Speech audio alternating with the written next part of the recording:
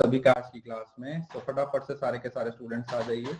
1 minute के अंदर अंदर अपनी पॉजिटिव अफर्मेशन लिखिए और फिर हम अपनी क्लास को शुरू करते हैं। जल्दी से आ जाइए सारे के सारे स्टूडेंट। गुड मॉर्निंग जी, गुड मॉर्निंग सभी को, गुड मॉर्निंग।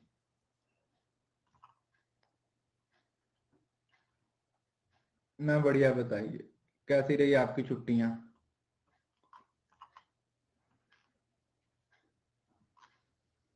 तीन दिन के बाद आ रहे हो, काफी सारा टाइम मिल गया होगा आपको आगे पीछे की क्लासेस कवर करने का।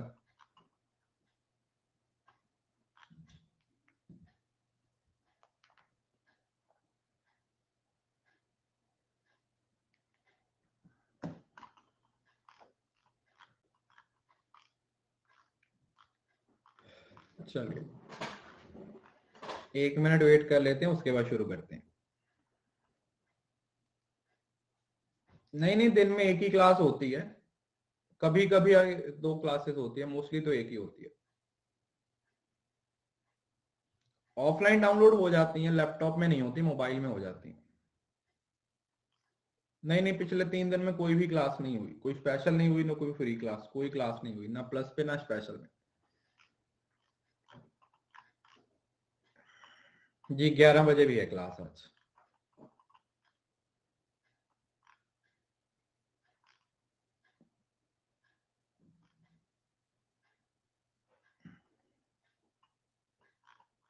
इसी को कंटिन्यू करेंगे आगे। चलो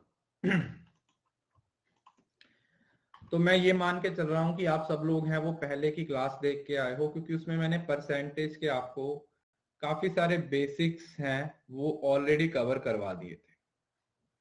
ठीक है जी, परसेंटेज के जितने भी बेसिक्स हैं, किस तरीके से बढ़ाया जाता है, किसी तरीके से कम किया जाता है। और मैंने आपको एक बात और बोली थी कि ज्यादा सबसे ज्यादा इंपॉर्टेंट पॉइंट था जो, वो ये था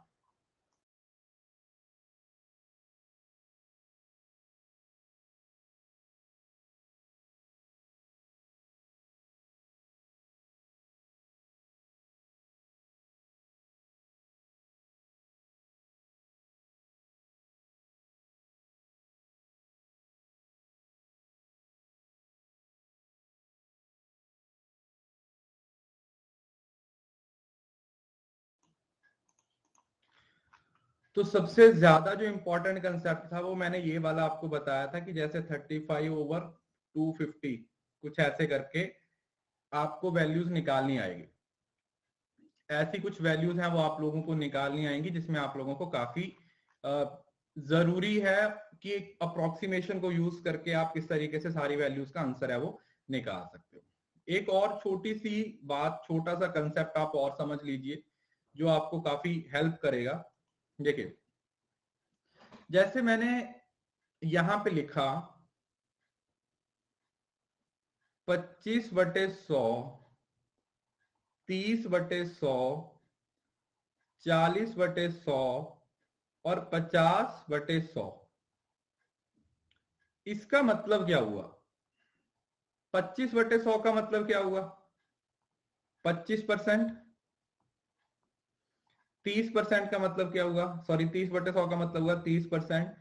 40 का मतलब 40% और 50 का मतलब 50%। मानसी बच्चे, आप इस कोर्स को रिकॉर्डिंग से कवर करना शुरू कर दीजिए, बाकी फिर एक बार रिकॉर्डिंग हो जाएंगी तो आप लाइव अटेंड कर सकते हो। इसका मतलब यही हुआ। तो इसका मतलब सीधा सा ये हुआ कि अगर आप डिनोमिनेटर को 100 या उसके अप्रोक्सीमेटली लेके चले जाते हो तो हमें ज्यादा कैलकुलेशन करने की भी जरूरत नहीं पड़ती, हमारा आंसर डायरेक्टली आ जाता है। ठीक है, काफी जगह पर ये वाला तरीका भी इस्तेमाल होगा जब हम सॉल्व करेंगे कि अगर आप डिनोमिनेटर को किसी तरीके से 100 बना देते हो, मतलब मल्टीप्लाई करके जितना नीचे चेंज किया उतना ही आप ऊपर चेंज कर रहे हो, तो आप बड़ी आसानी से क्वेश्चन का आंसर निकाल सकते हो। जैसे मैं एक छोटी सी एग्जांपल लेता हूं। मैंने आपको लिखा कि ऐसे करो जी, 7/20 पूछा है कि कितने परसेंट है। जो 7 है वो 20 का कितने परसेंट है। अब आप इसको एक तो निकालने बैठोगे और दूसरा तरीका क्या है, आपको पता है ये 20 है, अगर मैं इसको 5 से गुणा कर दूंगा तो ये 100 बन जाएगा। और 7 को भी फिर 5 से गुणा कर दूंगा तो ये 35 बन जाएगा। तो मतलब बिना कोई कैलकुलेशन किए आप आंसर निकाल सकते हो। समझ आया?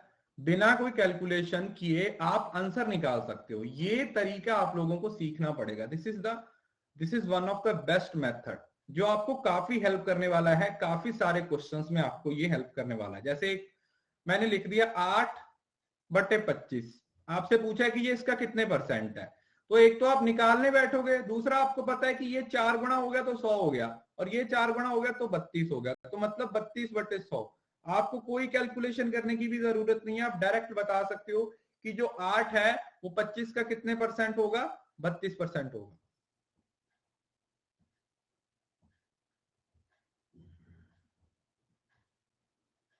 है ना?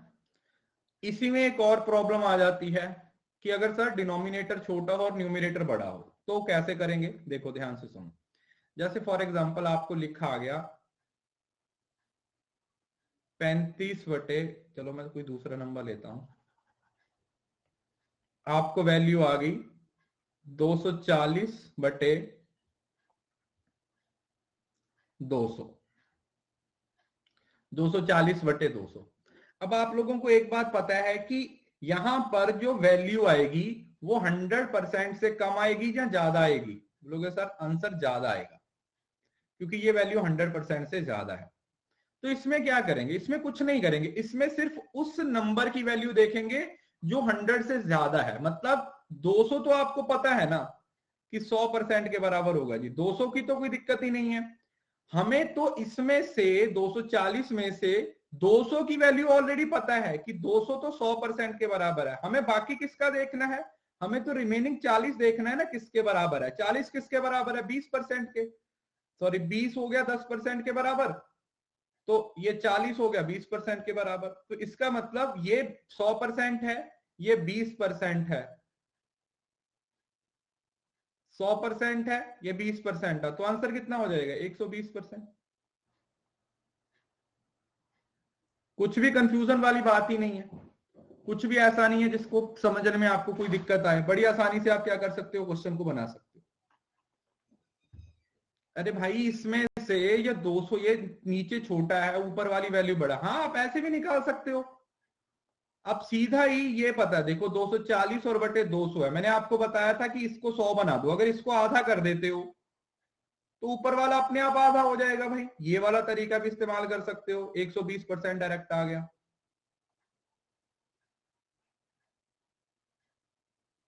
जो आपके दिमाग में आया आप उस तरीके को यूज कर सकते हो, जो तरीका उस टाइम पे आपके दिमाग में आया आप वो यूज कर सकते हो।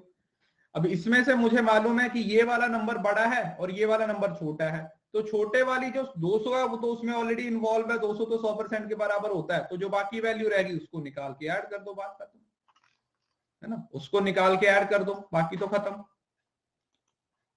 चलिए अब यहां पर जो एक और चीज बहुत ज्यादा आपको पेपर में पूछी जाती है, ये जिसको जिसको बेस बना के, मतलब आप समझ लीजिए कि परसेंटेज के 90% क्वेश्चंस होते हैं वो इस कंसेप्ट पे आते हैं।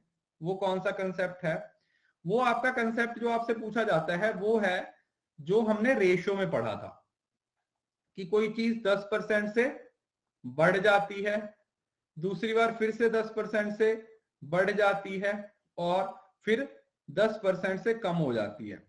तो आपसे पूछा जाता है कि जो ओवरऑल परसेंटेज चेंज है वो बताइए कितना होगा।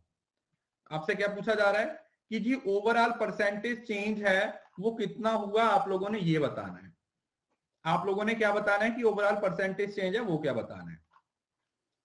अब ध्यान से समझना, इस तरीके के क्वेश्चन में हमें क्या करना है, आप लोगों को हमेशा इसको फ्रैक्शन में नोट डाउन कर लेना है, फ्रैक्शन में नोट डाउन कर लेना है। तीनों वैल्यू 1/10, 1/10, 1/10 है। अगर कोई नंबर इंक्रीज हो रहा है तो ऊपर की साइड पे प्लस लिख देना, सिर्फ याद करने के लिए कि ये बढ़ रहा है। ये भी बढ़ रहा है तो ऊपर वाली साइड पे प्लस लिख देना, और ये कम हो रहा है तो यहां पर माइनस लिख देना। ठीक है जी, अगर कोई वैल्यू बढ़ रही है तो प्लस लिख दीजिए, और अगर कोई वैल्यू कम हो रही है तो माइनस लिख दीजिए। इतना काम करना है पहले, इतना काम करना है। उसके बाद क्या करना है, कोई नंबर पहले 10 था, मतलब शुरुआत में कोई नंबर ये था, हमेशा याद रखना है, ये 100% होता है ना तो डिनोमिनेटर लिख दीजिए। अब 1 से बढ़ गया तो अब नंबर कितना हो गया है, अब 11 बन गया है। पहले जो नंबर 10 था उसमें 1 की वृद्धि हो गई है, मतलब 11 हो गया है। दूसरी जगह पर फिर से कितना नंबर है, 10 है। डिनोमिनेटर कितना है, 10 है। 10 से कितना हो गया है, 11 हो गया है। 10 से कितना हो गया, 11 हो गया है। और यहां पर 10 था, 10 से 1 कम हो गया है। 10 से कितना कम हो गया है, 9। अब आप लोगों को याद आया, मैंने आपको एक चीज सिखाई थी कि जब हमें पहले यहां से लेके यहां तक का ही डिफरेंस पूछा है परसेंटेज में, तो ये वाले नंबर्स को और इधर वाले नंबर्स को आपस में क्या कर देते हैं, मल्टीप्लाई कर देते हैं। मतलब कोई नंबर जो पहले 1000 था अब कितना हो गया, 909। 909 हुआ ना, 11 11 121। कितना मल्टीप्लाई करना है इसको, 121 को 9 से मल्टीप्लाई करना, 1089 ना, हाँ 1089 बढ़ गया, 1089 हो गया। तो इसका मतलब पहले जो नंबर 1000 था, पहले जो नंबर 1000 था अब वो कितना हो गया है, 1089 हो गया। अब वो नंबर कितना हो गया है, 1089 हो गया। ठीक है जी, तो ये तरीका भी हम बहुत ज्यादा इस्तेमाल करने वाले हैं, इसको हम आगे भी फॉलो करेंगे। तो ये बहुत जरूरी है, मतलब फ्रैक्शन रेशो वाला जो कंसेप्ट है, फ्रैक्शन परसेंटेज का टेबल है, ये आप लोगों की टिप्स पे होना चाहिए। अगर आपकी टिप्स पे है तो क्वेश्चन बनाना काफी आसान हो जाता है। ठीक है, अरे इन तीनों को गुणा किया यार, समझाया तो था, इन तीनों को गुणा किया तो ये आ गया, इन तीनों को गुणा किया तो ये आ गया। परसेंटेज में रेशो में सिखाया तो था, फर्स्ट नंबर ए और ए रेशो बी रेशो सी और रेशो डी, पहले और लास्ट नंबर का ही पूछा गया, पहले और लास्ट नंबर का ही पूछा गया। आंसर तो डिपेंड करता है उस क्वेश्चन के हिसाब से कितना होगा, वो जो क्वेश्चन पूछेगा उसके हिसाब से आंसर देंगे। ठीक है, वो क्वेश्चन के हिसाब से आंसर होगा, वो परसेंटेज चेंज पूछ रहा है, वो वैल्यू पूछ रहा है, वो डिपेंड करता है। चलिए पहले कुछ फ्रैक्शन के क्वेश्चन कर लेते हैं, जिससे आपको थोड़ा सा कंसेप्ट है वो क्लियर हो जाएगा।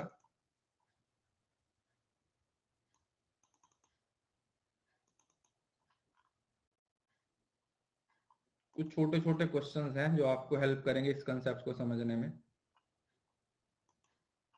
जैसे ये देखो, इफ वी एड 16 रेशो 2/3, तो जब भी आप लोगों के सामने कुछ इस तरीके से फ्रैक्शन या परसेंटेज लिखा हो तो आपने ये देखना है कि क्या आपको इसकी फ्रैक्शन वैल्यू मालूम है या नहीं। अगर आपको 16 सही 2/3% की फ्रैक्शन वैल्यू नहीं मालूम तो क्या करोगे, सॉल्व कर लोगे।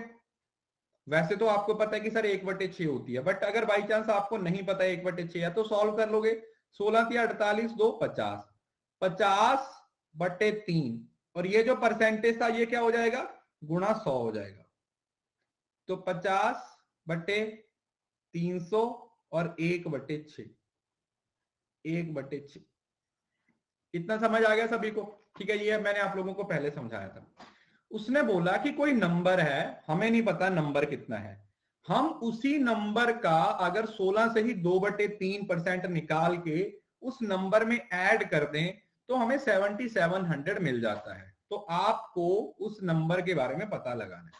अब देखिए, एक तरीका तो ये होता है कि आप उस नंबर को x मान लो और फिर उसको बनाते रहो, या दूसरा तरीका क्या है, देखिए ध्यान से सुनो। हमें मालूम है कि ये 1/6 होता है। आपको एक बात मैंने सिखाई थी कि ये जो नंबर होता है वो अपने आप में 100% होगा, है ना। और ये जो 1 है वो इस नंबर का कितने परसेंट है, 16 से ही 2/3%। बताया था या नहीं बताया था, यस और नो, याद आया। परसेंटेज की पहली क्लास में ये कंसेप्ट समझाया था कि 1/6 का मतलब क्या हुआ कि अगर ये नंबर 100% है तो ऊपर वाला नंबर 16 से ही 2/3% है।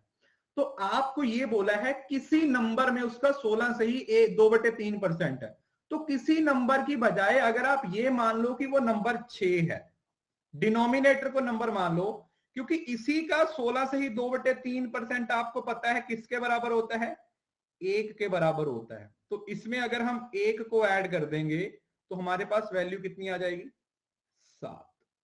लॉजिक समझ में आया? उसने बोला किसी नंबर का 16 से ही 2/3%, तो हमें मालूम है ना कि 6 का 16 से ही 2/3% कितना होता है, 1 होता है। फ्रैक्शन से हमने निकाल लिया क्योंकि हमने इस चीज को पहले सीखा हुआ है। तो नंबर जो हो गया वो कितना हो गया, वो 6 हो गया। नंबर जो हो गया वो कितना हो गया, वो तो 6 हो गया। नंबर कितना हो गया, 6 हो गया। और उसका 16 से ही 2/3% हमें मालूम है कितना होता है जी, 1 होता है। और उसने बोला कि उसको ऐड कर दो, बस 6 में 1 को ऐड कर दिया तो 7 आ गया। अब ये 7 है, इसकी वैल्यू आपको दे रखी है, कितनी दे रखी है 7 की वैल्यू, 7 की वैल्यू कितनी दे रखी है, 7700, 7700, 7700 दे रखी है। तो इसका मतलब 1 यूनिट की वैल्यू किसके बराबर हो जाएगी, 1100 के, है ना। 7700 को 7 से भाग करेंगे ना, 7700 को 7 से भाग कर दिया तो कितना आ जाएगा, 1100। तो बस 1 यूनिट की वैल्यू अगर 1100 हुआ तो इसको भी 1100 से गुणा कर दो, that is 6600 answer. 66 is the right answer. कोई भी नंबर लेने की बजाय जब आप लोगों को पता है कि कौन से नंबर का 16 से ही 2/3% हमें मालूम है, तो उसी नंबर को मान लो ना 6, क्योंकि इसी का 16 से ही 2/3% हमें पता है कि 1 होता है, और उसको ऐड कर दो बस। देखो जिसने परसेंटेज की पहली क्लास देखी है उसे पता चल गया होगा। जिन बच्चों को समझ नहीं आ रहा उसका मतलब यह है कि आपने परसेंटेज की पहली क्लास नहीं देखी या आपने उसकी प्रैक्टिस नहीं की। मैथ है देखो हवा में नहीं होगा बेटा, पहले भी बोला था अब भी बोल रहा हूं, जितना पढ़ाया जा रहा है उसको साथ ही साथ प्रैक्टिस करते जाइए, अदरवाइज कोई फिर फायदा नहीं होगा जितना मर्जी पढ़ते रहो। चलो अगला क्वेश्चन करो, दूसरे में समझ आ जाएगा। अब दूसरे को खुद से ट्राई करो, ये माइनस वाला आ गया, सेम उसी लॉजिक से बनेगा माइनस वाला।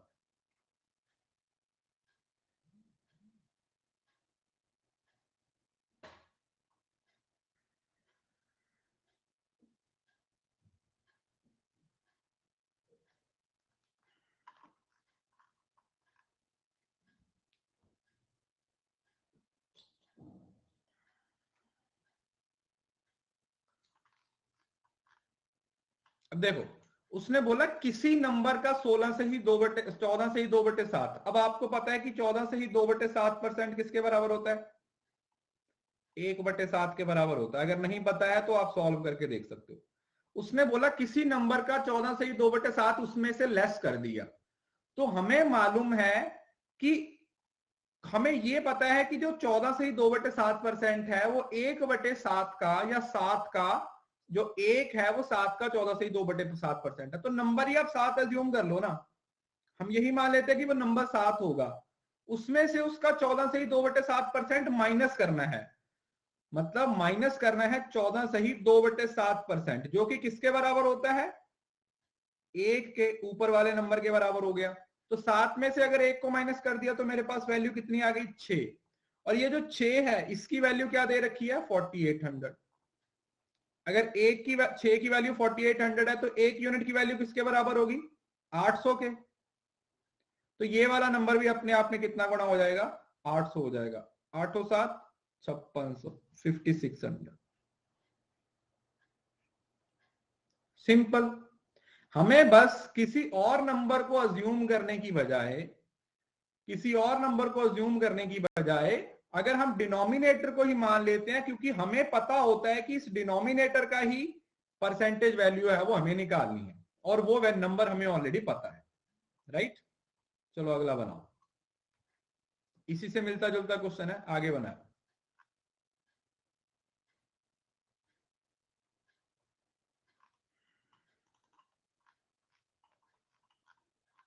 सर 800 कैसे आया, अरे बेटा ये डिवाइड नहीं करते, 1 यूनिट की वैल्यू नहीं पता करते, 4800 डिवाइडेड बाय 6, 800। 1 यूनिट की वैल्यू तो निकालते हैं हम हर बार।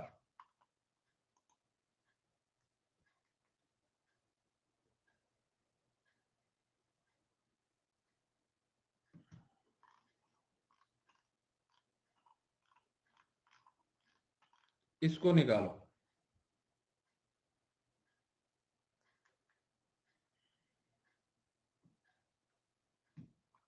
अब इसको तो डायरेक्ट भी निकाला जा सकता है, आपको सीधा ही बोल दिया कि इफ वी एड 12.1 12.5%, 12.5% किसके बराबर होता है बताओ? 12.5% किसके बराबर होता है? 1/8। तो अब उसने तो सीधे ही बोल दिया ना, 4800 का 1/8% निकाल दो, कितना हो गया? 8 6 48, 600 हो गया। तो उसने बोला 4800 में 600 ऐड कर दो, बस खत्म, 5400। सीधा ही बोल दिया था ना इसमें, तो उसने नंबर का ही बोल दिया कि 4800 का निकालो 12.5%, 4800 का 12.5% निकालो, तो डायरेक्ट ही आ गया आपका। अगर आप पहले की तरह करना चाहते हो वैसे भी कर सकते हो, वो आपकी इच्छा है। ठीक है, इसमें तो डायरेक्ट दे दिया था तो हमने डायरेक्ट सॉल्व कर लिया, क्योंकि हमें तो कम से कम टाइम में आंसर निकालना है। हमें क्या करना है? कम से कम टाइम में आंसर निकालने की कोशिश करनी है। That should be our priority. हमारी प्रायोरिटी यही होनी चाहिए कि कैसे कम से कम टाइम में हमारा आंसर है वो आ जाए। अगला बनाओ।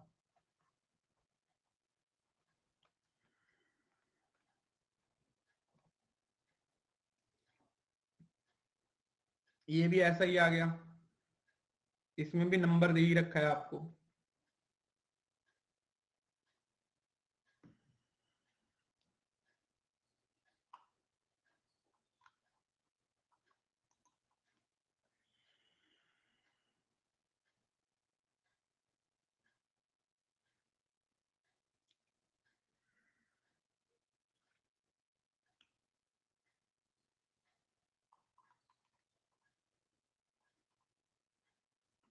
क्या माना है?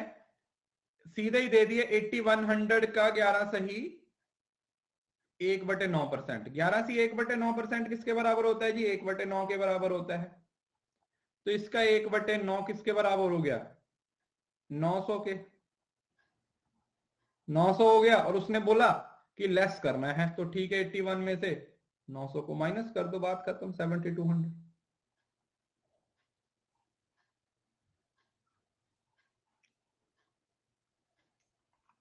कितना टाइम लगा? कुछ भी नहीं। अरे बेटा, सिलेबस करना तो आपकी इच्छा होती है ना, मेरी प्रोफाइल में तो ऑलरेडी सब कुछ करवा रखा है। अब उसको कवर करना तो आपको है ना, कि आप रिकॉर्डिंग से कैसे करते हो या लाइव कैसे करते हो। ये वाला थोड़ा सा ट्रिकी क्वेश्चन, थोड़ा ध्यान से पढ़ के बनाइए, हो जाएगा टाइम से। अभी तो वैसे आपके फॉर्म भी नहीं आए, तो अभी तो कुछ कंफर्मेशन भी नहीं है एग्जाम की कि कब हो रहा है, बट होना तो जून में ही चाहिए। बाकी लेट्स सी।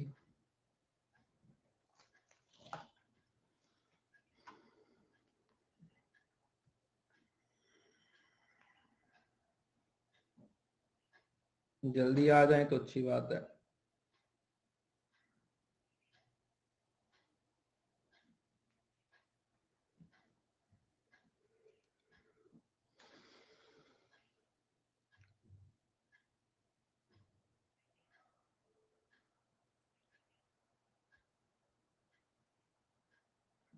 कोई बात नहीं, जब फॉर्म आएंगे तो बताएंगे, वीडियो भी बना देंगे उस पर।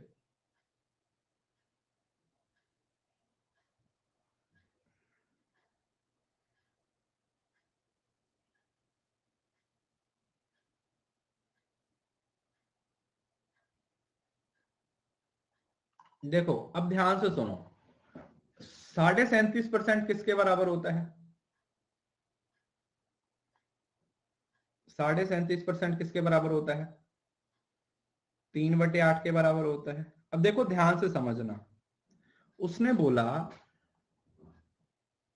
कोई नंबर है, उसका जो 37.5% है, उसमें हमने 550 ऐड कर दिया, तो वही नंबर हमें दोबारा मिल गया। लॉजिकली क्या हुआ कि कोई नंबर होगा 8, जो कि अपने आप में 100% है। ठीक है जी। और इसी नंबर का 37.5% किसके बराबर है? 3 के बराबर है। यस और नो? उसने बोला कि इस 3 में हमने 550 ऐड कर दिया तो वही नंबर हमें दोबारा मिल गया, यही नंबर। तो इसका मतलब ये जो 550 ऐड किया है ये किसके बराबर है? 3 और 8 का गैप कितने के बराबर है? 5 के बराबर।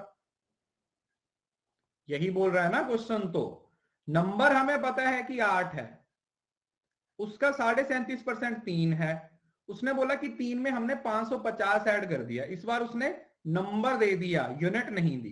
पहले यूनिट दे देता था, नंबर नहीं देता था, फर्क कोई नहीं पड़ता है।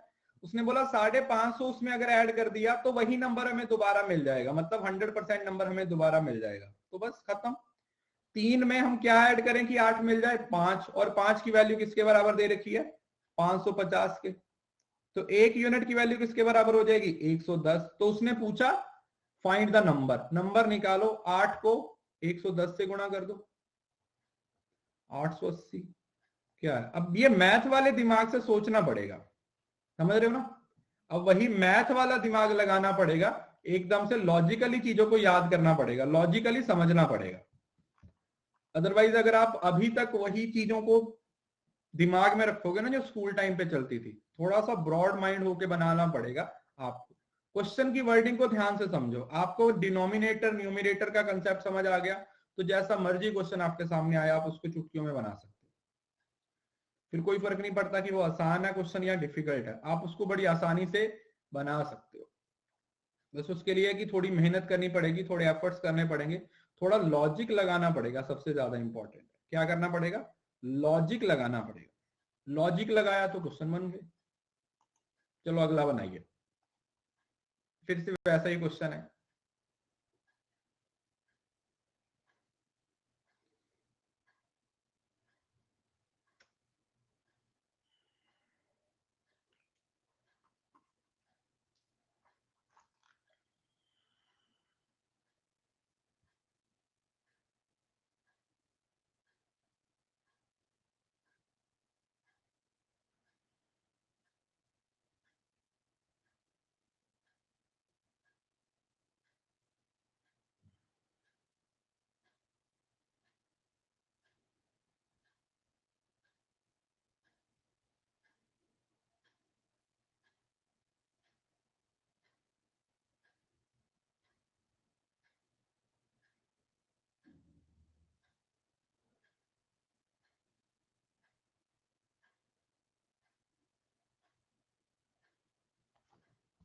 अब सुनो, इफ वी एड 63%, 12.5% किसके बराबर होता है? 12.5% किसके बराबर होता है? 1/8 के। बस ये फ्रैक्शंस आप लोगों को याद होनी चाहिए। उसने बोला कि किसी नंबर के 12.5% में अगर हम 6300 ऐड करते हैं तो हमें पता है कि मेन नंबर 8 है, उसका 12.5% 1 है।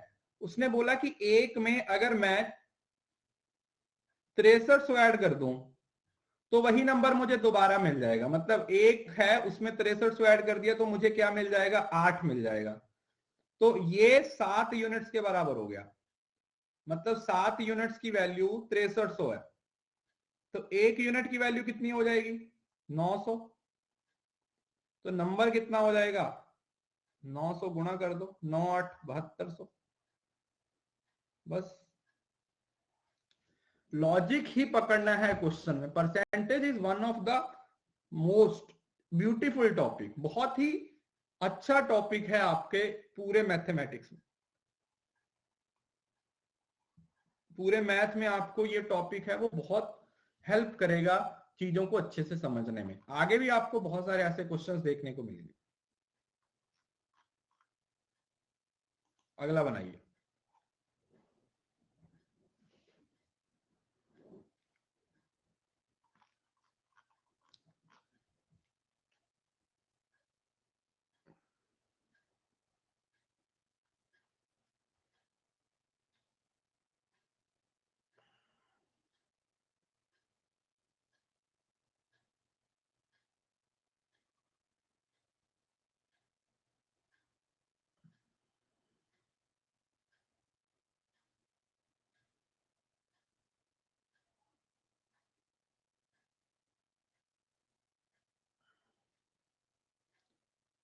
इसको थोड़ा ध्यान से समझने की कोशिश कीजिए।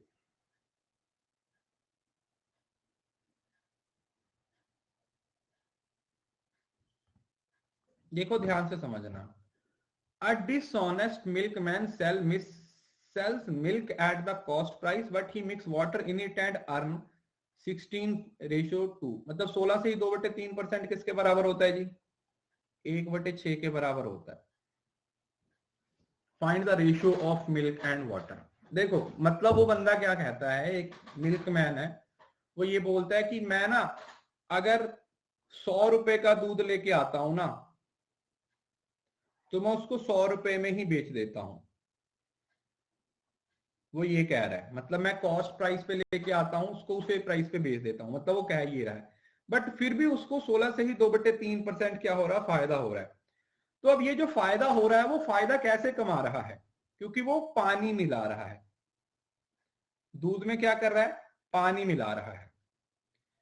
Find the ratio of mixture, तो वो दूध कितना लेके आ रहा होगा? आप ये मान के चलो कि दूध तो टोटल उसके पास 6 यूनिट्स ही होगी। ठीक है जी, टोटल दूध है जो लेके आता है वो 6 यूनिट्स लेके आता है। बट क्योंकि उसमें 1 यूनिट का फायदा कमाता है, क्यों? क्योंकि 1 यूनिट उसमें पानी मिला देता है। 1 यूनिट उसमें क्या कर देता है? पानी मिला देता है। मतलब दूध वो 6 लीटर ही बेच रहा है, बट उसमें 1 लीटर पानी डाल रहा है, और उस पानी से जो प्रॉफिट हो रहा है वो उसका मेन प्रॉफिट है। तो जो टोटल मिक्सचर हो जाएगा वो 7 लीटर का हो जाएगा। जो टोटल मिक्सचर हो जाएगा वो 7 लीटर का हो जाएगा। तो मिक्सचर कितने का हुआ? 7 का। और जो दूध है उसमें वो कितने यूनिट्स है? 6 यूनिट्स। तो 7:6 हमारा क्या हो जाएगा? सही आंसर आ जाएगा। 7:6 क्या हो जाएगा हमारा? सही आंसर हो जाएगा। सिंपल लॉजिकल क्वेश्चन है। ऐसे क्वेश्चन को आप ऑप्शन से भी बना सकते हो। You can solve it with the options as well. आप ऑप्शंस को पकड़ के भी क्या कर सकते हो? ऐसे क्वेश्चंस को बना सकते हो। बट फिर भी आपको लॉजिक पता होना चाहिए इनके पीछे का। अगर आपको लॉजिक पता है तो फिर ऑप्शंस के बिना भी बना सकते हो। अदरवाइज आपको 4 ऑप्शंस मिलेंगी, आप उन ऑप्शंस का इस्तेमाल करके भी इन क्वेश्चंस को बना सकते हो। अगला बनाइए, सेम वैसा ही 1/6। अरे भाई ये फ्रैक्शन का टेबल है यार, और मैं इतनी देर से क्या बोल रहा हूँ। 16 से ही 2/3% की वैल्यू 1/6 होती है। अब ये पहली क्लास में पढ़ाया था, तो ये आप लोगों ने याद करना है, मैंने पहले ही बोल दिया था आपको।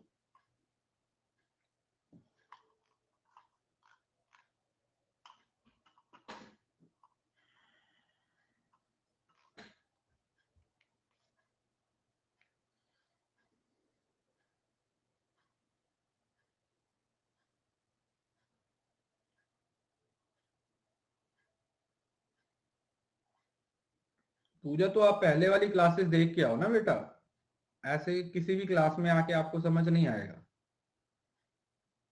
एटलीस्ट परसेंटेज से पहले रेशियो एवरेज तो सीख के आओ ना।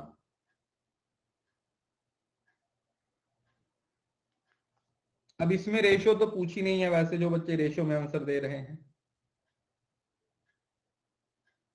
उसने पूछा कि यार dishonest milk man sell milk at the cost price but his mix the water. 12.5% किसके बराबर होता है? ये 1/8 के बराबर होता है। जो 12.5 का प्रॉफिट हो रहा है, मतलब वो 8 लीटर तो उसके पास दूध है, 8 लीटर तो मिल्क है, 1 लीटर क्या है? वाटर है। तो जो टोटल मिक्सचर बन गया वो 9 लीटर का बन गया। ठीक है जी, 8 लीटर है वो दूध था, 1 लीटर पानी मिला दिया, जो मिक्सचर बन गया वो 9 लीटर का बन गया। और उसने बोला कि मिक्सचर उसने 8100 रुपए का बेच दिया, मतलब 9 यूनिट्स को उसने 8100 में बेच दिया। तो 1 यूनिट किसके बराबर होगी? 900 के। 1 यूनिट किसके बराबर हो गए? 900 के। तो पूछा है कि मिल्क की क्वांटिटी बताओ जी। मिल्क की क्वांटिटी 8 लीटर रह गई, 8 यूनिट्स रह गई, तो 9 8 7200। 7200 रुपए, और क्वांटिटी पूछा है तो 8 लीटर। डिपेंड करता है, ठीक है, क्वेश्चन में क्या पूछा है। यूनिट पूछा है तो 8 यूनिट हो जाएगी, और अगर वैल्यू पूछा है तो 7200 हो जाएगी। 7 का रेशो 7:6 आएगा। तो 7:6 ही तो लिखा मैंने। मिश्रण तो मिक्सचर 1 लीटर ज्यादा है ना, तो 7 हो गया ये, और ये 6 हो गया बीच में। दूध तो 6 लीटर ही था ना, तो सही तो लिखा मैंने। तो समझ आ गया ये। 8100 अब इस बार उसने यूनिट्स नहीं दी थी, उसने वैल्यू दे दी। देखो अल्टीमेटली ना ये यूनिटरी मेथड आपका अप्लाई हो ही जाएगा, और डिपेंड करता है कि आप लोगों ने ना, याद रखिए एक यूनिट हर क्वेश्चन में बहुत मैटर करता है।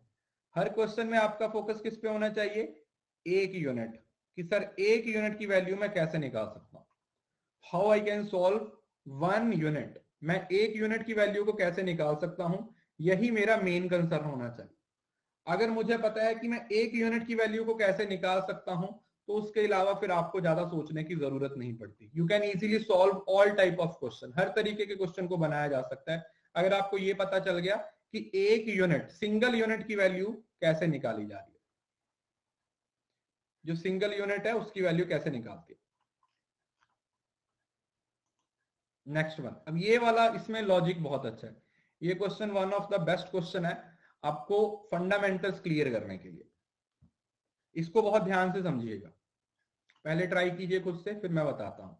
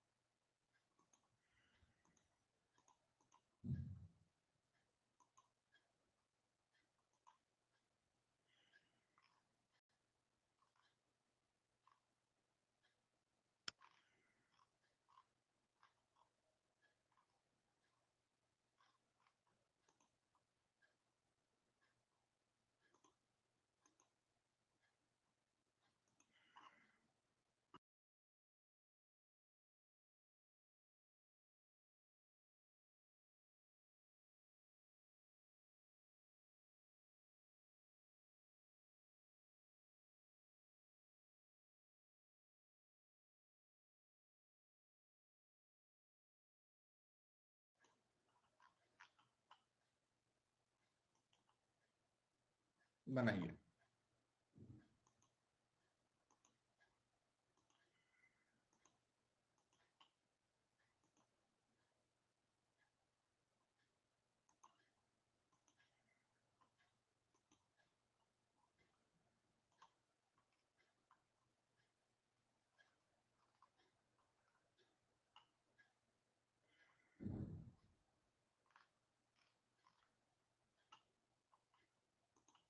देखिए अब इसको ना बहुत ध्यान से समझना, यहां पर दो नंबर की बात हो रही है, एक x की बात हो रही है और एक y की बात हो रही है। उसने बोला कि अगर x y से ज्यादा कमा रहा है 25%, तो इस तरीके के क्वेश्चन में मैंने आपको पहले भी समझाया था कि जिसके रिस्पेक्ट में बात हो रही है उस नंबर को हम क्या मान लेते हैं, उस नंबर को हम 100 मान लेते हैं।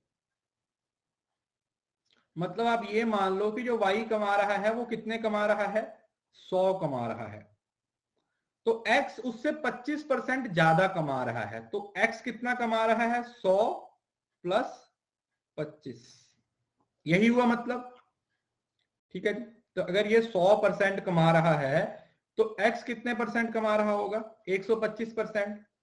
तो मतलब 125 और 100, अगर आप इसको कैंसिल करोगे तो कितने से जाएगा, ये 5 यूनिट्स हो गई और ये 4 यूनिट्स हो गई। किसी को यहां तक कोई दिक्कत,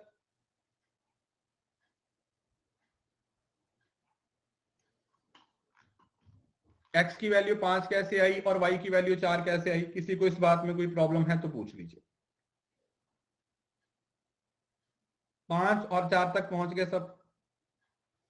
अब मेन इसके बाद आएगा, क्योंकि इसमें इसके बाद बच्चों को कंफ्यूजन होती है। अब बहुत ध्यान से समझना, what percent less does y earn than x। अब जो पूछा है ना वो ये पूछा है कि जो y है वो x से कितने परसेंट कम कमाता है। एक तो छोटा सा तरीका, एक छोटा सा ट्रिक आपको काम आएगा, जिस वर्ड के साथ ऑफ या जिसके साथ देन लिखा हुआ होता है वो आपका डिनोमिनेटर होता है, मतलब वो नीचे आएगा। एक तो ये अपनी कॉपी पे नोट डाउन कर लीजिए, जिस वर्ड के नीचे के साथ ऑफ लिखा हुआ है और देन लिखा हुआ है, एक तो वो आपका डिनोमिनेटर में चला जाता है।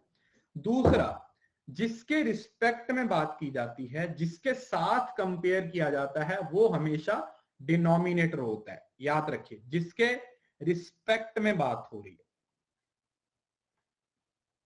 जिसके रिस्पेक्ट में बात हो रही है, जिसके साथ कंपेयर किया जा रहा है, वो नंबर हमेशा डिनोमिनेटर होता है। अब देखो, अब यहां पर क्या पूछा है कि what percent less does Y, earn कौन कर रहा है, वाई, कंपेयर किसके साथ किया जा रहा है, एक्स के साथ। तो इसका मतलब डिनोमिनेटर तो एक्स होगा ना, क्योंकि कंपेयर एक्स के साथ किया जा रहा है कि एक्स से कितना कम कमा रहा है। तो कम कितना कमा रहा है, यहां पर यूनिट का गैप तो एक ही रहेगा, चाहे पूछा होता कि एक्स ज्यादा कितना कमा रहा है तब भी एक ही है। मैंने आपको पिछली क्लास में पढ़ाया था कि डिफरेंस है, उसको पूछने का तरीका कोई भी हो सकता है। डिफरेंस वो किसी भी तरीके से पूछ सकता है। आपको किस बात पे ध्यान देना है, आपको इस बात पे ध्यान देना है कि अच्छा हमें किसकी वैल्यू निकालनी है और किसके रिस्पेक्ट में निकालनी है। तो यहां पर कितना आ जाएगा, 1/5, दैट इज 20%। बात समझ आई, इस क्वेश्चन के हिसाब से आंसर कितना हो गया, 20%। अब अगर मैं ये पूछूं कि x है वो y से कितने परसेंट ज्यादा कमा रहा है, तो आंसर कितना आएगा बताओ। अगर मैं पूछता हूं कि जो x है वो y से कितने परसेंट ज्यादा कमा रहा है, तो क्या निकालोगे, सर डिफरेंस तो एक का ही है, बट अब क्योंकि y के साथ कंपेयर किया जा रहा है तो 1/4 आ जाएगा, जो कि किसके बराबर होता है, 25% के बराबर होता है। ये चीज आपको, जो रट्टा मारने वाली चीजें होती है ना, कुछ लोग पढ़ा देते हैं कि अगर ऊपर वाली वैल्यू बड़ी है तो छोटी को डिनोमिनेटर ले लो, ऊपर वाली वैल्यू छोटी है तो बड़ी को डिनोमिनेटर ले लो। ऐसे तुक्कों से बात नहीं चलेगी। हमेशा क्वेश्चन की वर्डिंग को समझो और ये समझने की कोशिश करो कि किसकी वैल्यू निकालनी है वो न्यूमिनेटर में आएगा, किसके रिस्पेक्ट में निकालनी है वो डिनोमिनेटर आएगा। अब यहां पर x के साथ कंपेयर करना था तो x नीचे ले लिया, यहां पर y के साथ कंपेयर करना था तो y नीचे ले लिया, बात खत्म। जिसके रिस्पेक्ट में बात की जा रही है, जिसके साथ कंपेयर किया जाता है, वो हमेशा डिनोमिनेटर आएगा, वो हमेशा डिनोमिनेटर आएगा, वो हमेशा नीचे जाएगा, उसकी वैल्यू हमेशा नीचे लिखी जाएगी। अदरवाइज अगर आप तुक्कों से बनाओगे तो फिर क्वेश्चन नहीं बनेगा। अगला एक और देखो, उससे और ज्यादा अच्छे से समझ आएगा। सेम टू सेम वैसा ही है एक, इसको बनाने की कोशिश करो। चलिए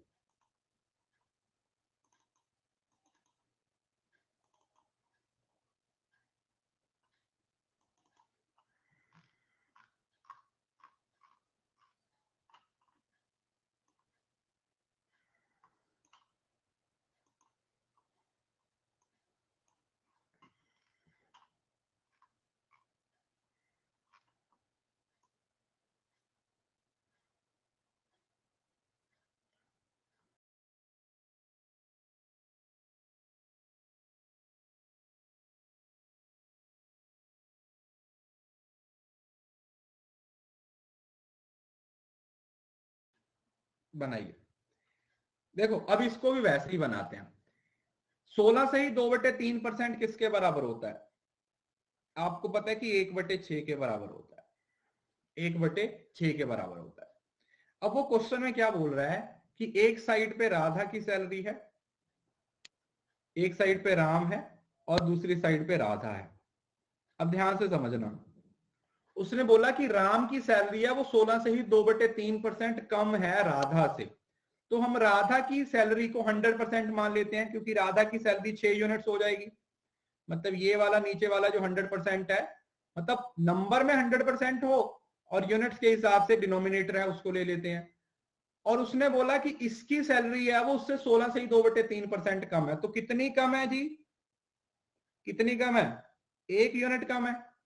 कितनी यूनिट्स कम है, 1 यूनिट कम है। तो 6 में से 1 यूनिट गई तो कितनी रह गई, 5।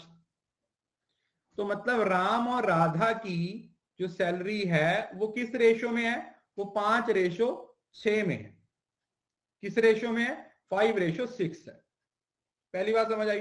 अब ध्यान से समझना, how much percentage does Radha salaries more than Ram. अब ये पूछा है कि जो राधा की सैलरी है वो राम से कितने परसेंट ज्यादा है। पहले देखो, ज्यादा तो बराबर ही रहेगा, 5 और 6 का गैप हमेशा एक ही रहेगा, ऊपर तो 1 आ जाएगा। अब ध्यान से सोचो कि कंपेयर किसके साथ किया जा रहा है, how much percentage does Radha salaries more than Ram. Comparison किसके साथ किया जा रहा है?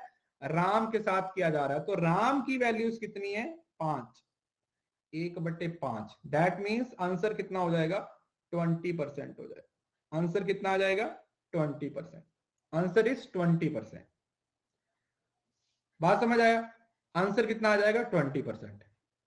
एक कैसे? अरे भाई गैप कितना है यार 5 और 6 के बीच में। अब अगर मैं ये बोलूं कि राम की सैलरी कितने परसेंट कम है राधा से, आंसर दीजिए। राम की सैलरी कितने परसेंट कम है राधा से, आंसर दीजिए।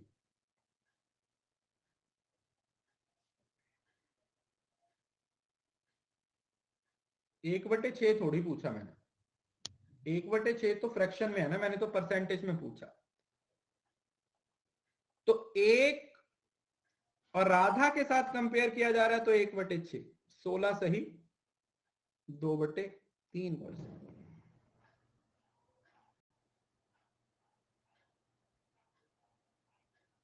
16 सही, 2/3%।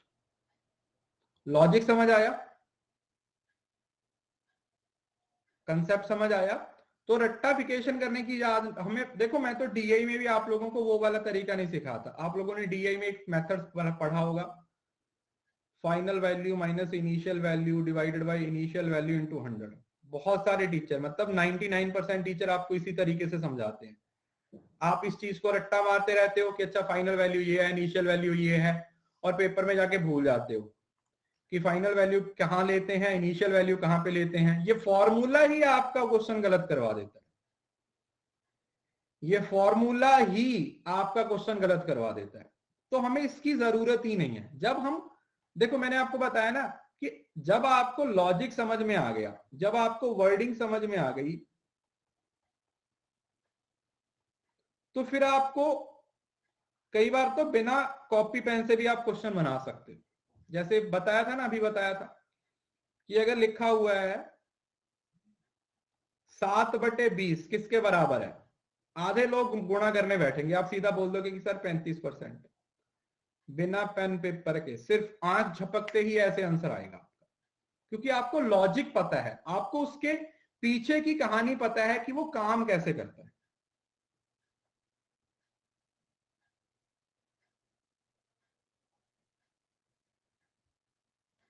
आपको उसके बैक एंड के बारे में पता है कि अच्छा यार यहां पे बोला क्या जा रहा है।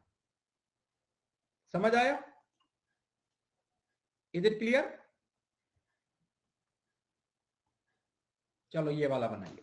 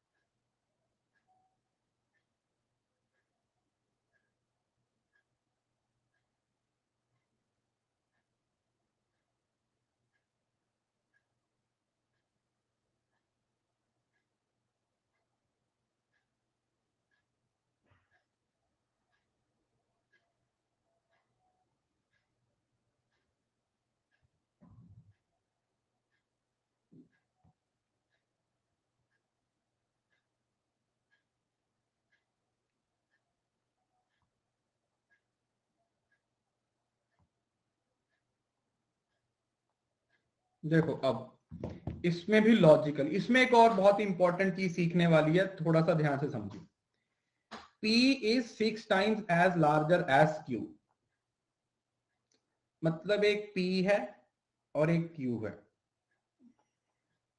तो P 6 गुना बड़ा है, तो मतलब Q अगर 1 होता तो P कितना होता जी?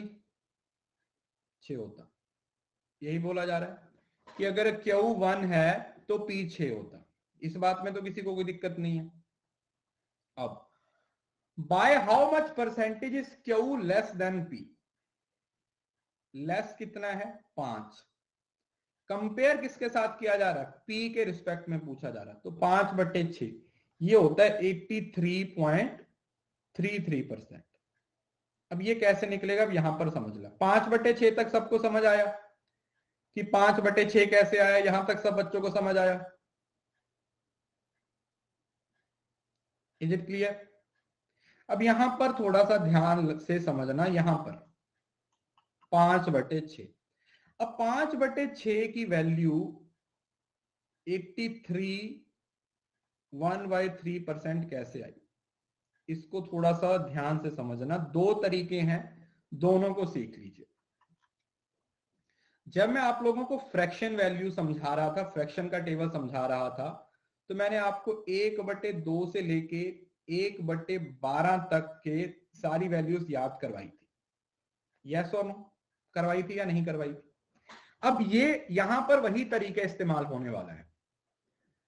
आपको पता है कि 5/6 है, तो आपने ना डिनोमिनेटर देखना है कितना है। डिनोमिनेटर कितना है? ये मिक्स फ्रैक्शन वाला क्वेश्चन है। डिनोमिनेटर 6 है, तो आपने ये देखना है कि 1/6 की वैल्यू कितनी थी? 16 सही 2/3% थी। यस और नो?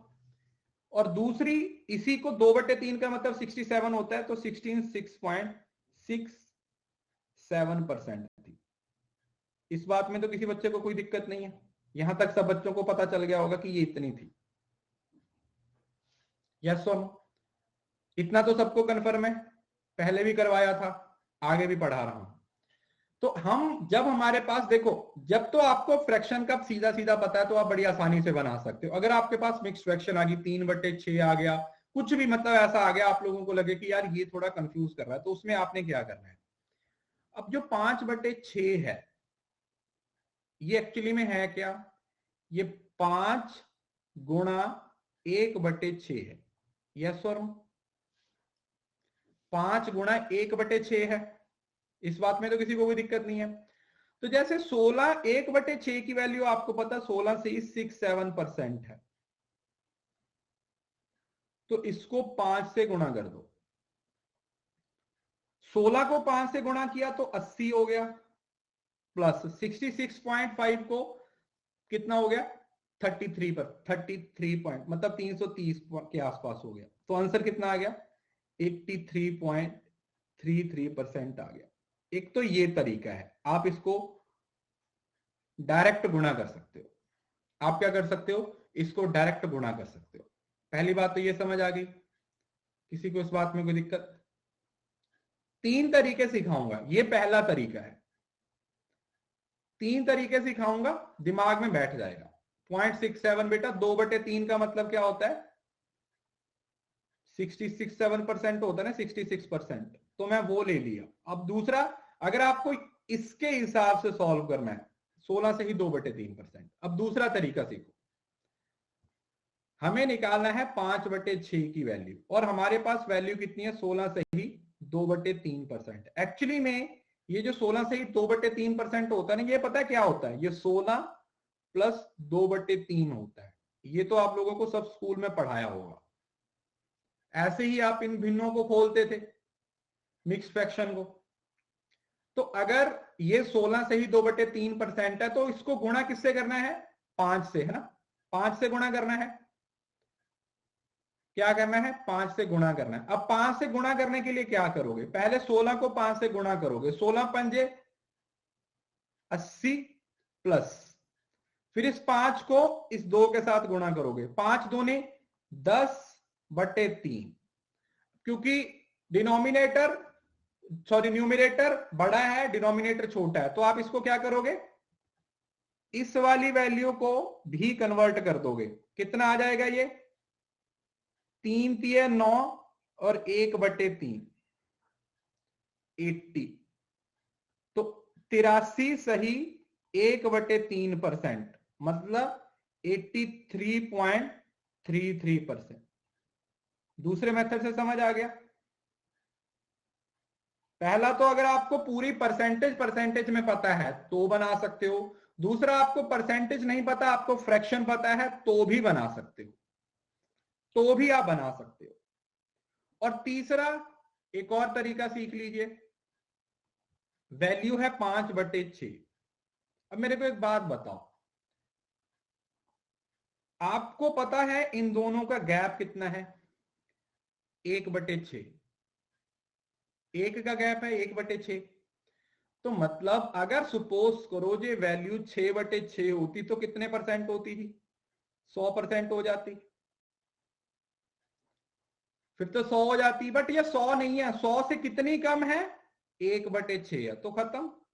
16 माइनस 16 से ही 2/3%, 83.33%। जो तरीका आपको समझ में आए, जो आप अप्लाई कर पाओ, आप उसको अप्लाई कर लो। अब ये देख लो कि ये 100 से कितना कम है, 100 से कितना कम है। जो तरीका आप लोगों को अच्छे से समझ आए, जो तरीका आपके दिमाग में अच्छे से बैठ जाए, आप उस तरीके को इस्तेमाल कर लो, बाकी तो अपने आप ही हो जाएगा। उसके बाद फिर कुछ नहीं रह जाता क्वेश्चन में। बस हमें किस बात पे ध्यान देना है? हमें इस बात पे ध्यान देना है कि हमें आंसर निकालना है। ये वाला यूज कर लो, ये वाला यूज कर लो, ये वाला यूज कर लो, बट ऐसा ना हो कि तीनों करने शुरू कर दो। फिर नहीं, तीनों नहीं यूज करने। जो अच्छा लगता है तीनों में से वो वाला इस्तेमाल कर लो।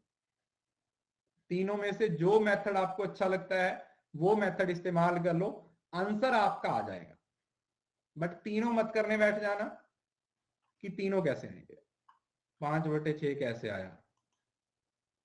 अरे भाई यहां पर गैप 5 का था यार, और कंपेयर किसके साथ किया जा रहा था? पी के साथ, तो पी की वैल्यू 6 है। अब ये तो बच्चों वाली चीजें हो गई ना। ये फर्स्ट मेथड था, this was the first method, this is the second method, and this is the third method. जो आपको अच्छा लगे आप वो वाला यूज करो। अरे फर्स्ट में कुछ नहीं किया भाई, फर्स्ट में तो डायरेक्ट गुणा किया यार। पॉइंट से इधर वालों को अलग से गुणा कर लो, पॉइंट के इधर वालों को अलग से गुणा कर दो। अब गुणा करना तो आपको स्कूल टाइम पे सिखाया होगा ना, गुणा करना तो मैं नहीं सिखा सकता ना। गुणा करना तो आपको स्कूल में सिखा रखा होगा। पॉइंट वाली वैल्यू को इसको गुणा किया तो 80 आ गया, इसको गुणा किया तो 3.33 आ गया, मतलब 333 आ जाएगा और 2 पॉइंट के बाद 0 आ जाएगी। सेकंड में क्या किया? सेकंड में तो बस ये होता है फ्रैक्शन, 16 से ही 2/3 का मतलब 16 प्लस 2/3 होता है। इनको अलग अलग से गुणा कर देते हैं, इनको अलग अलग गुणा कर देते हैं बस। 16 को पहले गुणा किया, 80 आ गया, फिर प्लस का साइन आया, 5 दूनी 10, 10/3, और 10/3 को ऐसे नहीं लिख सकते तो इसको इस भिन्न की फॉर्म में बना दिया, और ये जो 3 है वो यहां पर ऐड हो गया, और 1/3 की वैल्यू 33% होती है।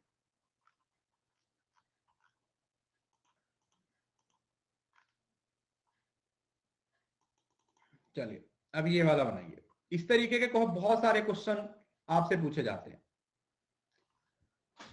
खपत को रिलेटेड लेके, पर कंजम्पशन को रिलेटेड लेके बहुत सारे क्वेश्चन आपसे पूछे जाते हैं। इसको समझना बहुत ज्यादा जरूरी है। This is very important concept.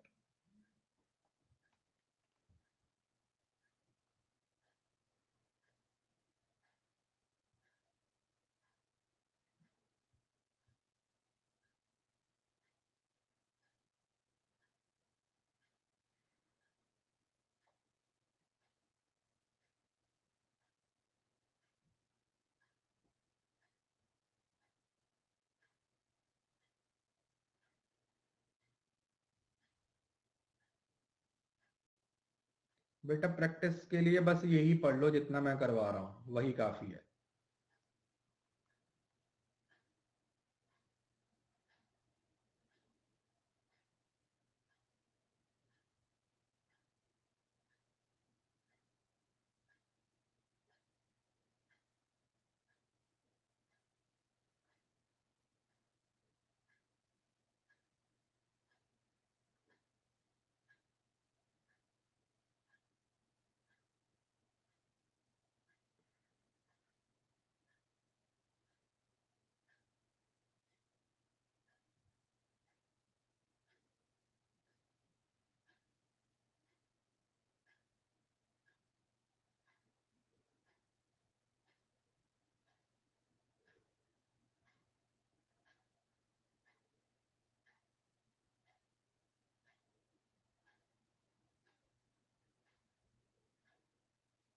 देखिए इसमें ना सीखने के लिए बहुत कुछ है, क्वेश्चन को ध्यान से पढ़ लो।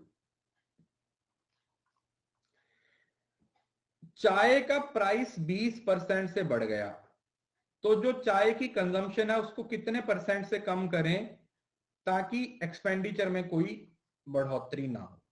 थोड़ा सा लॉजिकली समझने की कोशिश करना है इस क्वेश्चन को ना, हम अपने घर के पर्सपेक्टिव से समझने की कोशिश करते हैं, ठीक है। फॉर एग्जांपल, जैसे आप मानो कि आप हर महीने 100 रुपए की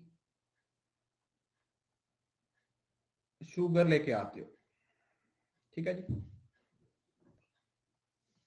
और शुगर है वो 20 रुपए पर केजी है, तो आप कितनी शुगर लेके आते हो हर महीने? 5 किलो। तो इसका मतलब क्या हुआ कि जो 20 रुपए है वो आपका क्या है? प्राइस है। आप कंज्यूम कितना कर रहे हो? 5। और जो आपका खर्चा है वो कितना हो रहा है? 100 रुपया। एक्सपेंडिचर कितना हो रहा है? 100 रुपए। इस बात में तो किसी को कोई दिक्कत नहीं है। This is the simple explanation. अब आपको यह बोला गया कि भाई शुगर का प्राइस बढ़ गया, हमें नहीं पता कितने से बढ़ा, शुगर का प्राइस बढ़ गया। तो शुगर का प्राइस बढ़ा है मगर आपका बजट अभी भी 100 रुपए ही है। आपका जो बजट है वो अभी भी 100 रुपए ही है। तो आपको कंजम्पशन को क्या करना पड़ेगा? कम करना पड़ेगा, ठीक है जी। फॉर एग्जांपल अगर 20 की जगह 25 हो जाएगा तो कंजम्पशन 4 यूनिट्स करनी पड़ेगी। कंजम्पशन क्या करनी पड़ेगी? 4 यूनिट्स करनी पड़ेगी। तो जब भी क्वेश्चन में ये दे रखा हो कि एक्सपेंडिचर भाई चेंज नहीं हुआ, एक्सपेंडिचर जितना पहले था उतना ही अभी है, तो उस केस में आप लोगों ने कुछ नहीं करना। आप लोगों ने प्राइस और एक्सपेंडिचर की रेशो को इंटरचेंज कर देना है, बस। कुछ नहीं करना क्योंकि टोटल उतना ही है, टोटल में कोई फर्क नहीं पड़ा, टोटल 100 ही है। तो इसका मतलब प्राइस और कंजम्पशन को अगर गुणा करोगे तो आंसर 100 ही आना चाहिए। तो उसके लिए आप हमेशा क्या करोगे? You will just replace the ratio of price to consumption and consumption to price. इस बात को अपनी कॉपी पे नोट डाउन कर लीजिए। ये तब इस्तेमाल होगा जब हमारा एक्सपेंडिचर चेंज ही नहीं हो रहा। तो चेंज ही नहीं हो रहा तो क्या फर्क पड़ता है भाई? ये 20 था, ये 5 हो गया, अब क्या मानना है कि ये 5 है और ये 20 हो गया, बस खत्म। लॉजिक समझ में आया कि हम इसको इंटरचेंज, ऐसा नहीं है कि ये ही आंसर वैल्यूज होगी, नहीं, हमें तो सिर्फ परसेंटेज में आंसर निकालना है ना। तो इस फॉर्मूले से, इस लॉजिक से हमारा आंसर आ जाएगा, इस मेथड से हमारा आंसर आ जाएगा। तो हमेशा याद रखिए, जब भी प्राइस बढ़ता है या घटता है और उसके साथ साथ कंजम्पशन पे इफेक्ट होता है और खर्चा आपका जितना पहले था उतना ही रहता है, तो उस केस में आप हमेशा क्या करोगे? You will just you will just you will just change the ratios. आप क्या करोगे? सिर्फ और सिर्फ रेशोस को चेंज कर दोगे, और कुछ करने की जरूरत नहीं। आप रेशोस को क्या कर दोगे? इंटरचेंज कर दोगे।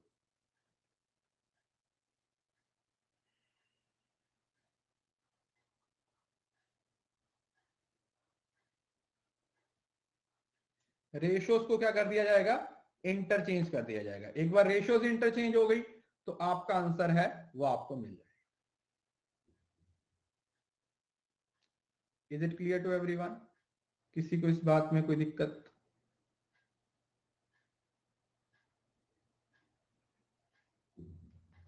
अब क्वेश्चन पे आते हैं।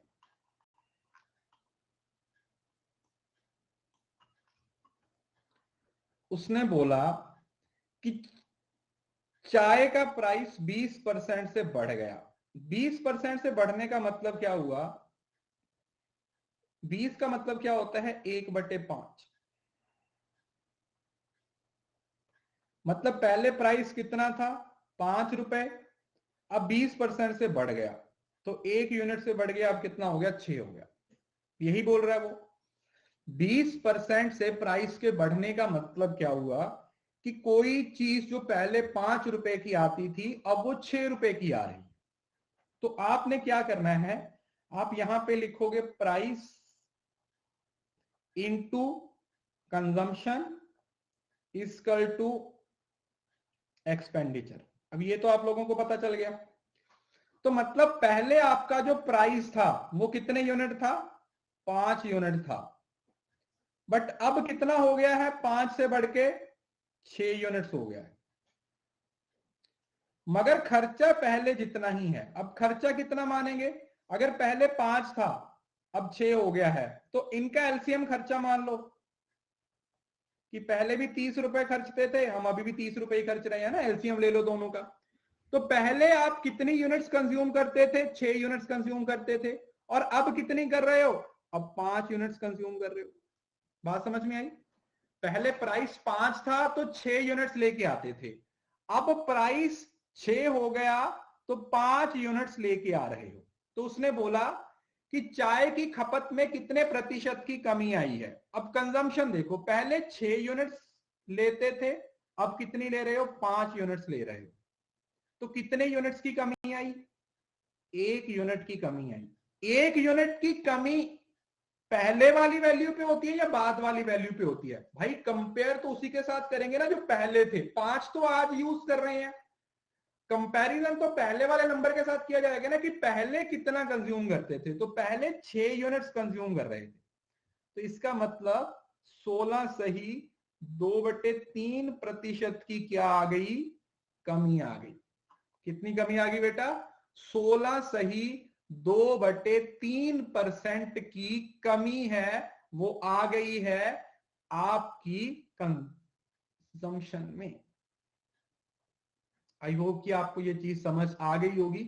काफी सारे कंसेप्ट्स में काफी सारी जगह पर ये चीज पूछी जाती है, ये चीज का लॉजिक सॉल्व होता है, मतलब लॉजिक बनता है। राइट? तो हमने क्या देखना है? हमने ये देखना है कि अच्छा जी प्राइस बढ़ गया तो ऑब्वियसली बात है कंजम्पशन कम हो जाएगी। कंजम्पशन कम हुई तो प्राइस बढ़ गया। लास्ट में कुछ नहीं बेटा, पहले आप 6 यूनिट्स खा रहे थे, अब आप 5 यूनिट्स खा रहे हो। तो उसने पूछा कितनी कमी आई, तो यूनिट्स तो 1 की कमी आई, अब 5 तो अभी खा रहे हैं ना। कंपेयर किसके साथ करेंगे? पहले वाले नंबर के साथ जिसके रिस्पेक्ट में बात हो रही है। तो 1/6 की बात आ गई। 1/6 हमारा क्या आ जाएगा? सही आंसर आ जाएगा। 1/6 इज द राइट आंसर। 1/6 हमारा क्या हो जाएगा? सही आंसर आ जाएगा। Is it clear? अरे ट्रिक नहीं है यार, ये लॉजिक है। आप ट्रिक क्यों बोल रहे हो इसको? This is not any trick, this is a logic. Math में ट्रिक व्रिक नहीं होते। जो ट्रिक होते हैं ना वो सिर्फ क्लास तक रहते हैं, पेपर में अप्लाई नहीं होते। मैथ में होता है लॉजिक। उसके बेस, उसका फंडामेंटल क्या है, हमें उस चीज पे ध्यान देना होता है। उसके फंडामेंटल्स क्या कहते हैं, हमें तो उस चीज पे ध्यान देना होता है कि अच्छा यार इसके फंडामेंटल ये बोलते हैं, इसके बैक एंड पे ये वाली कहानी चल रही है ना, इसके बैक एंड पे ये वाली कहानी चल रही है। अगर हम इसको इस तरीके से सॉल्व करेंगे तो हमारा आंसर आएगा।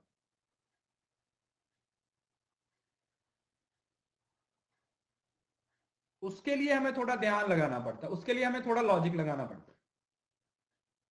ठीक है जी? अभी जो 11 बजे की क्लास है उसमें भी हम इसी को कंटिन्यू करेंगे। उसमें हम सक्सेशन परसेंटेज का कंसेप्ट पढ़ेंगे। सक्सेशन परसेंटेज का कंसेप्ट पढ़ेंगे। पहले आप अभी एक बार इन सारे क्वेश्चन को देख लीजिएगा। सॉल्व करने का तो टाइम नहीं है, 1 घंटा ही है, आपने खाना वाना भी खाना होगा और भी काम करने होंगे। तो बस एक बार अपनी कॉपी पे ये जितने क्वेश्चन बने हुए हैं इन सारे क्वेश्चन को एक बार देख लीजिए, फ्रैक्शन का टेबल याद कर लीजिए, ताकि अगर दोबारा ये क्वेश्चन पूछा जाए तो आप उसका आंसर है वो बड़ी आसानी से क्या कर सको, दे सको। ठीक है जी? उसका आंसर है वो आप दे पाओ। ठीक है जी? मिलते हैं नेक्स्ट क्लास में, ध्यान रखिएगा। फ्रैक्शन तो जरूरी है ही बेटा, फ्रैक्शन के बिना बात नहीं बनेगी, फ्रैक्शन पे फोकस करना पड़ेगा, ठीक है।